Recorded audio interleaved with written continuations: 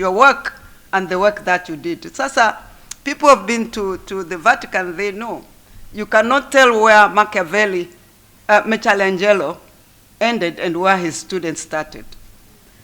Mentoring young professionals to achieve their best is making them be like their mentor and beyond their mentor. And that is what we are looking for in this very competitive world. And then, of course, question of competitive pay comes in, and that is the biggest issue of us getting the best in the public sector, because we have this jacket that every public corporation must wear in terms of who you hire, in terms of who you fire, in terms of how you pay them. Then you cannot get the best, of course. And those who come maybe kwa uzalendo, maybe to thinking maybe I can change something, then you have the best. But competitive pay is something, we were discussing something recently about chief financial officers of the blue chip corporates at the moment.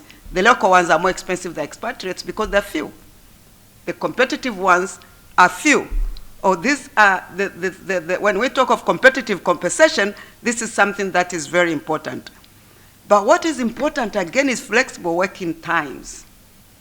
They tell you flexi. First time I heard of it, my colleague knows, was about 4 years or 5 years ago.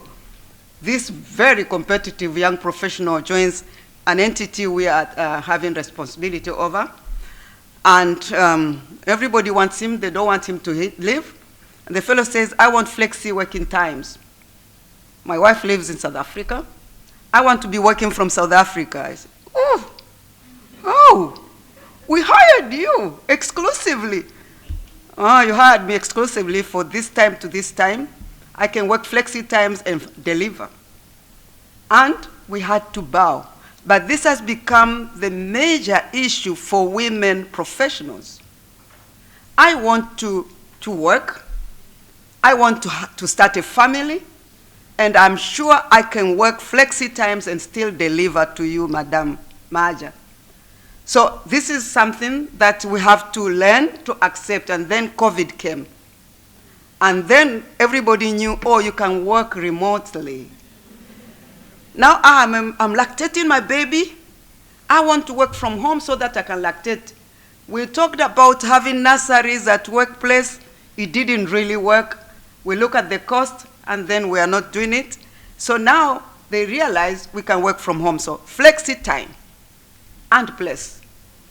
If you don't offer this, you're just wasting your time. There are now law firms which are virtual. They have no office.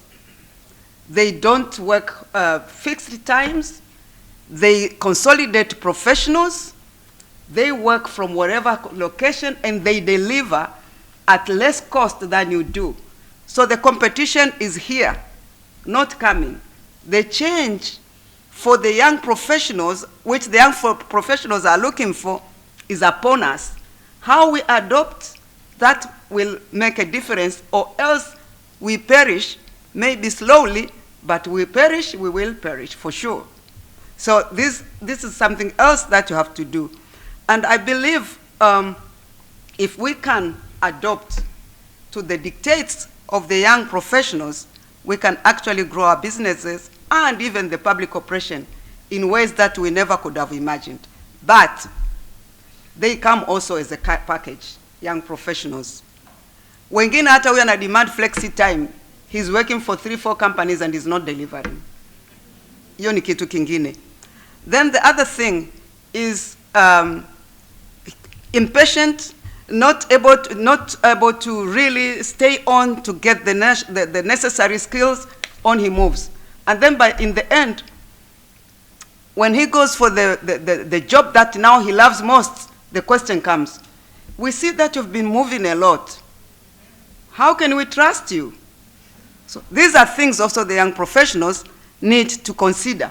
If you keep moving because you're going for the kill, by the time you reach the kill, it may not be yours. Unapoteza. So that's something else to look. The other thing that we need to consider is too much expectations from the young professionals, too much feeling of entitlement. And this works contrary to what I've been discussing here. And even when you are the best and you let your managing partner see that you think you're so entitled, people just feel very happy to let you go, because really you're not a team maker, you cannot fit. So you can be the achiever under the right conditions, but don't overrate yourself, because when you do that, you also become a loser. Those are my experiences that I've gathered over the years, working with young professionals, and recently younger professionals that we work with.